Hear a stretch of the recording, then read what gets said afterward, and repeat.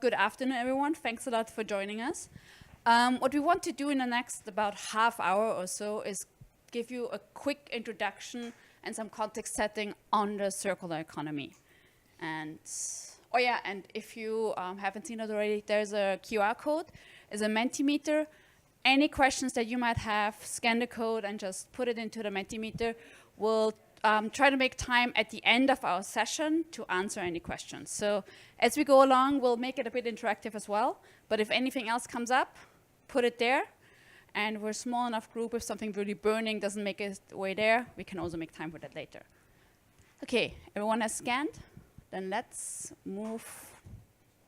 Yeah, and thank you for the promotion, but I'm not head of GI yet. Okay.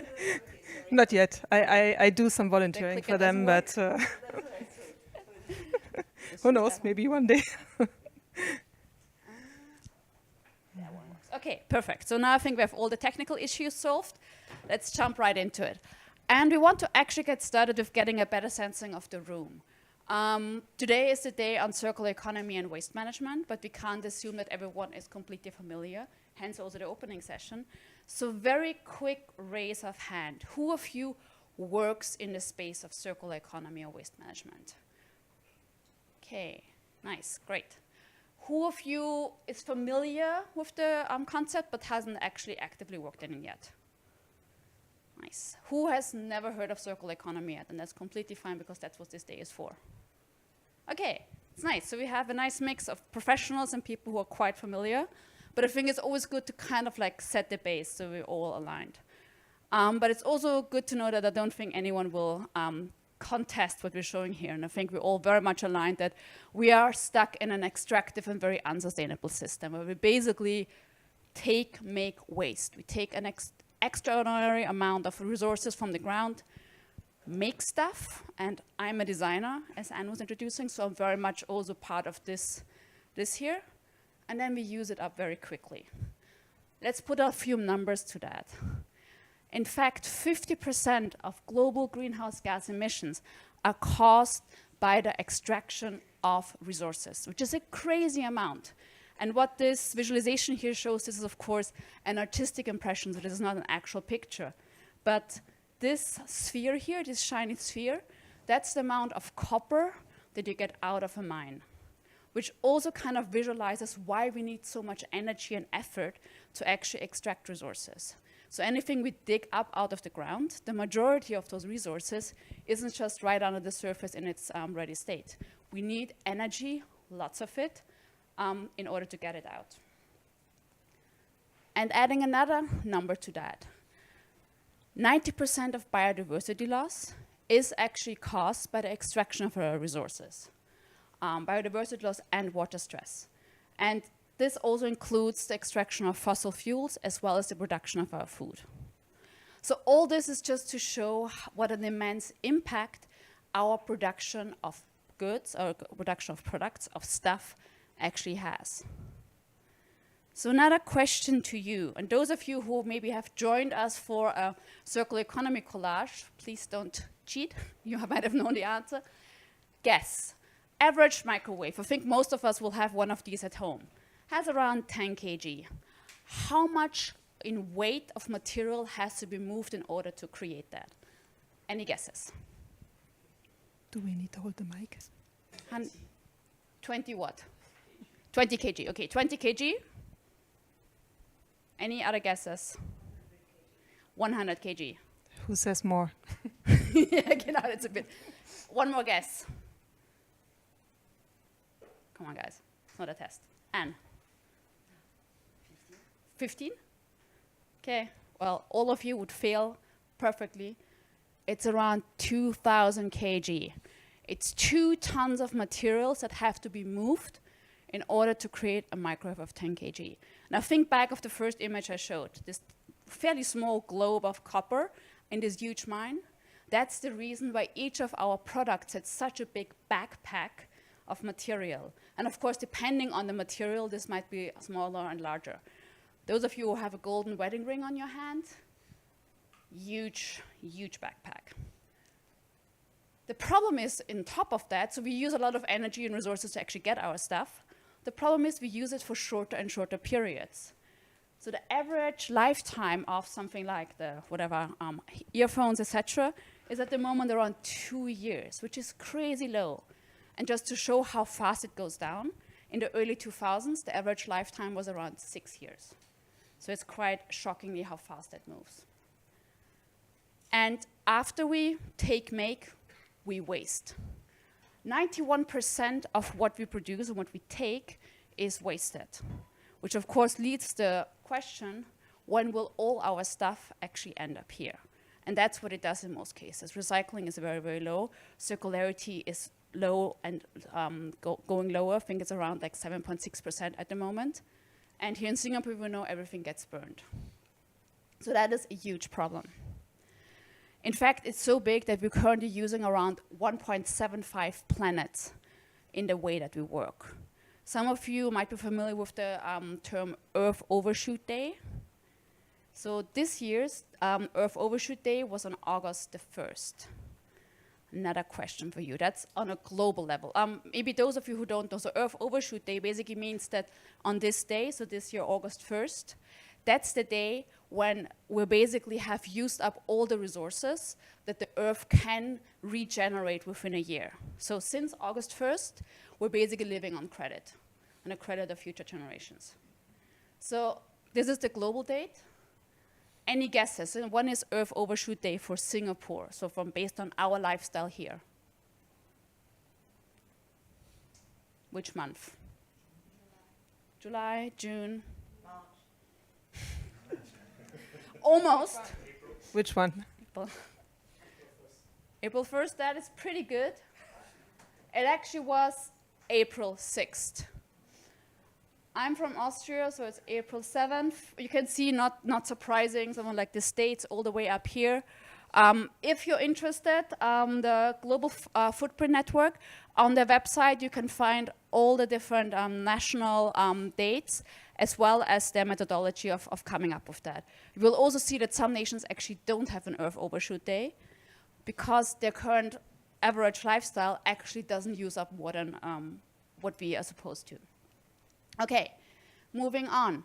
Not surprising, with this kind of actually living, operating our planet, we are breaching the planetary boundaries left and right.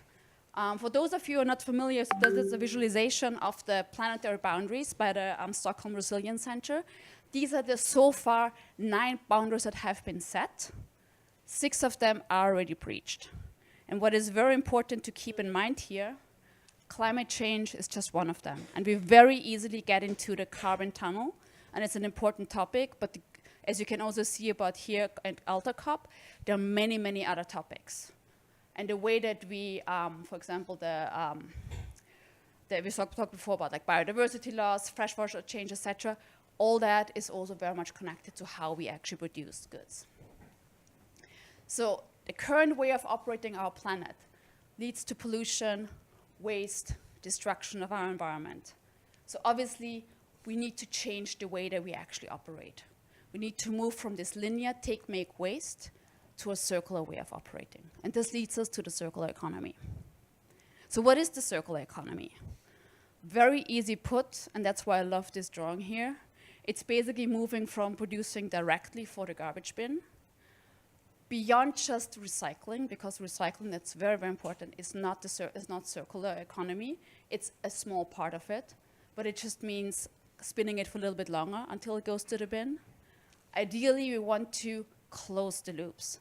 It won't be possible to close everything forever, but what we want to do in a circular economy is to design out waste and pollution, keep the products and materials in use for as long as possible, and ideally regenerate our natural systems. So we want to move from this straight linear mining to landfill by actually closing the loops, by repairing things, reusing them, remanufacturing them, and all the way at the end, when there's really nothing else to do, recycling them, ensuring that we keep the value of our goods within the system. And let me give you a very quick case study, and that's on purpose with an IKEA sofa that, number one, most of us, I'm sure, have one of those at home or had one at one point in our life. Just to give you an understanding that something like this is not just about tree hugging and like doing the right thing for the planet because we're good people. It also makes absolute business sense because it's about preserving value. So assuming the prices are in euro, and it might not be accurate, but you get the gist, it's about, let's say, 600 euros, one-time sale. So if we now would think about more of a value creation over several use cycles, not just one-off, but long-term. So we sell it for new once. What about selling it for second time? On a second-hand market, or IKEA actually has started their own second-hand market. Lower price, of course, maybe for 300 euros. Then the cover gets a little bit shabby, so we can get a new cover for, let's say, 160 euros. Then maybe after a few times of using it, the legs get wobbly, we can refurbish it. And finally, there's a little bit of recycling value left. So looking at this several cycles of usage, we could actually get almost double the value out of a product like that. This is, of course, a hypothetical example, although we know that companies like IKEA have started to actually seriously look into that and start setting up things. But of course, and that's again me as a designer speaking, in order to make something like this happen, we also need to look at redesigning things, redesigning our products. And quick plug, one of my colleagues will actually have a circular design and business model masterclass later today. So if you're interested in that, definitely join that. But you see, there is business value in the circular economy. And this is really one of the reasons why I'm so passionate about circular economy, because 80% of the environmental impact of a product or service are determined at the design stage. The way that we design this sofa will impact how circular it actually can be, how much the impact will actually be, how long we can use it, how much we can actually resell it, refurbish it, repair it, and at the end recycle it. And it's really important to understand that the circular economy is a systemic change. It's not just about one company changing. It's not just about designers doing it differently or logistics doing it differently. It's about different players coming together. The businesses, the consumers, the policymakers. So, quick question, not to put people on the spot. Look at the stuff that you have on you. What of it is recycled, made from recycled material? Anyone? Any example? Shoes? They're made from recycled material? Nice. Nice, great. Anyone?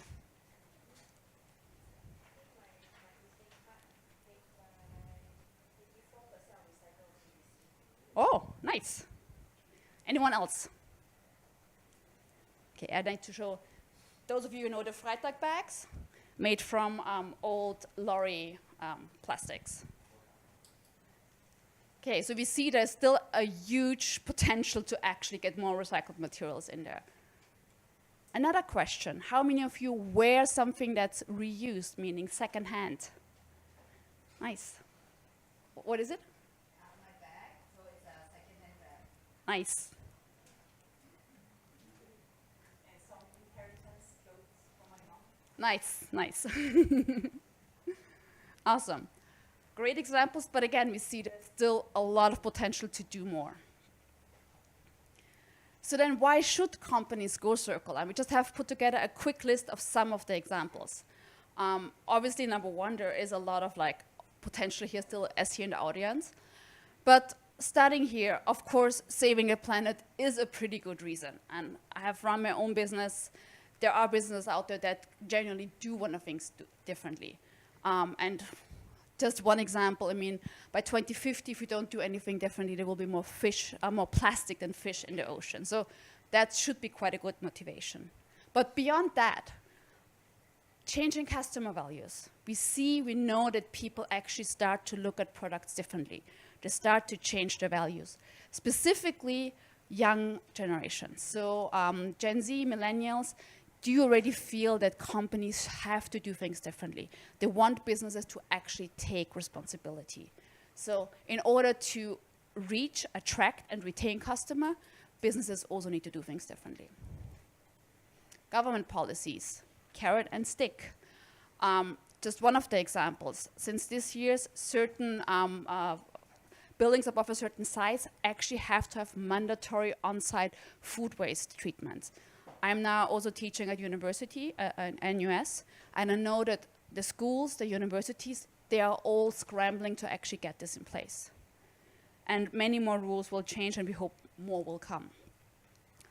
But it also makes business sense in a sense of reducing risk and cost. On one hand, there is the risk of resource scarcity, price, but also we can design things smarter. We use less material, or if we can get the material back that we have used, we actually can get tomorrow's resources for yesterday's price, if we don't have to buy it, but actually reuse it.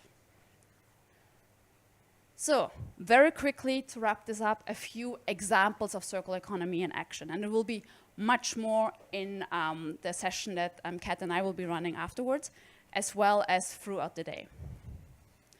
So it's really about moving from a linear, sell more, sell faster model to circular strategies where we want to use smarter and for longer. And some of you might be familiar with our strategies. You definitely have heard reuse, reduce, recycle. There's definitely a lot more than those. There's like 10, 11, 17, whatever.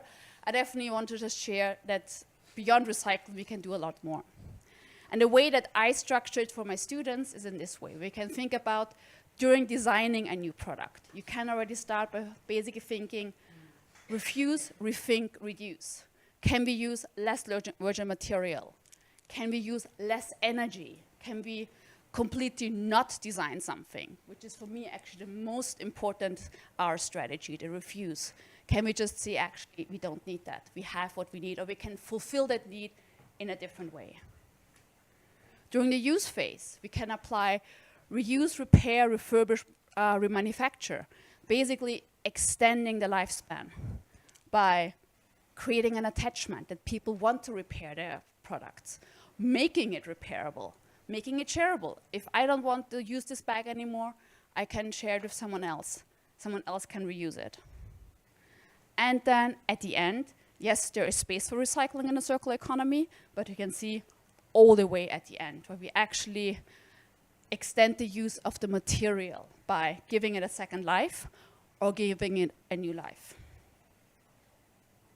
And you can see here, it's really about retention of value. And the higher up we act, the more value we actually retaining. So yes, recycling plays a role, but when we reach recycling, most of the value is already gone.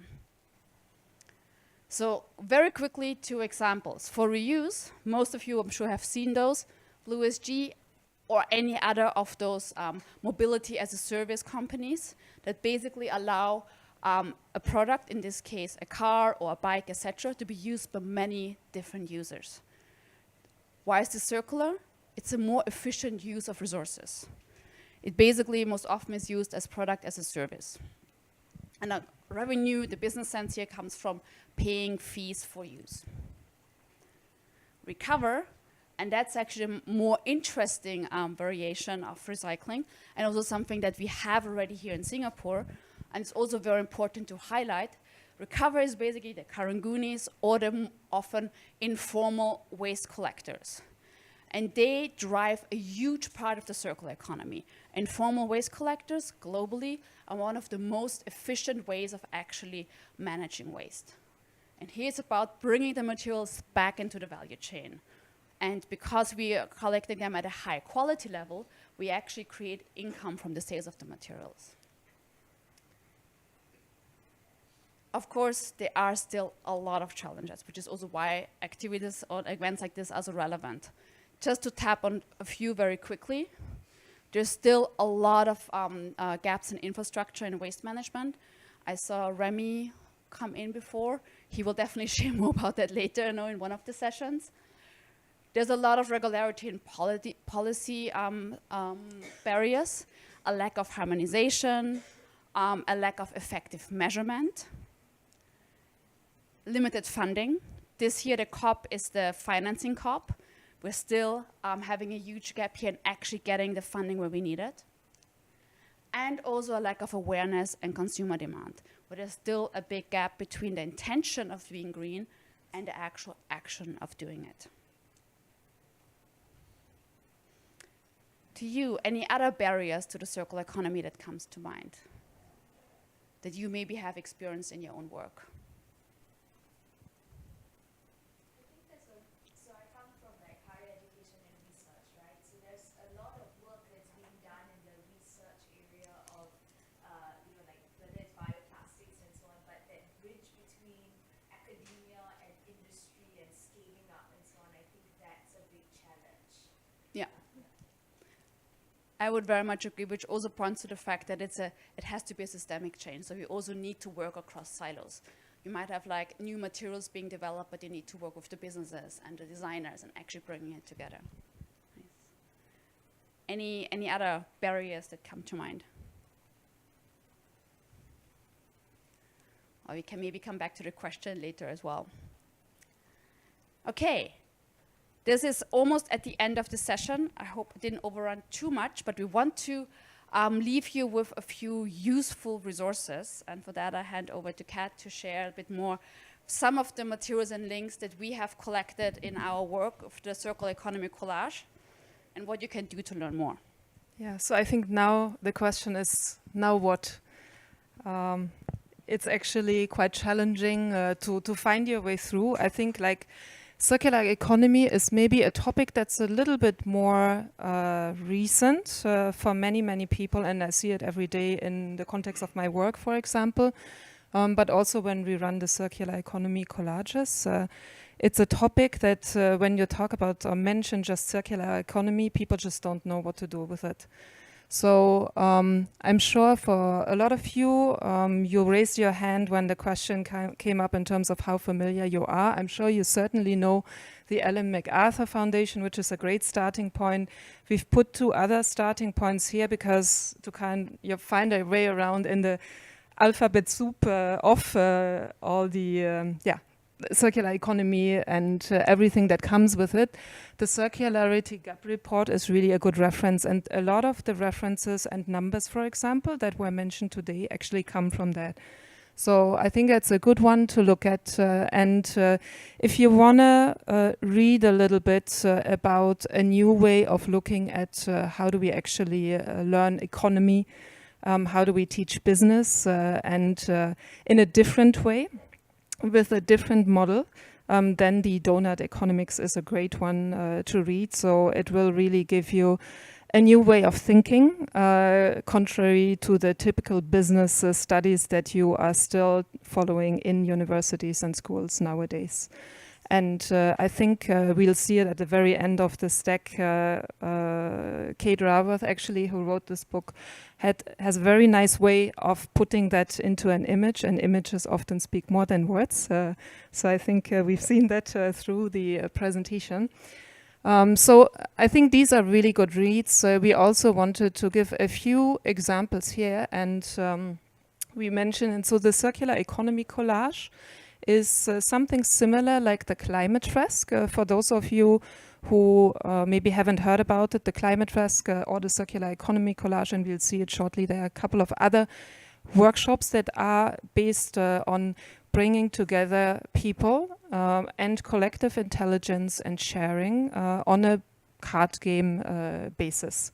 So you have a game of cards and you really try to understand the sources. And here, in our context, the linear economy, how does it come about? How does it work?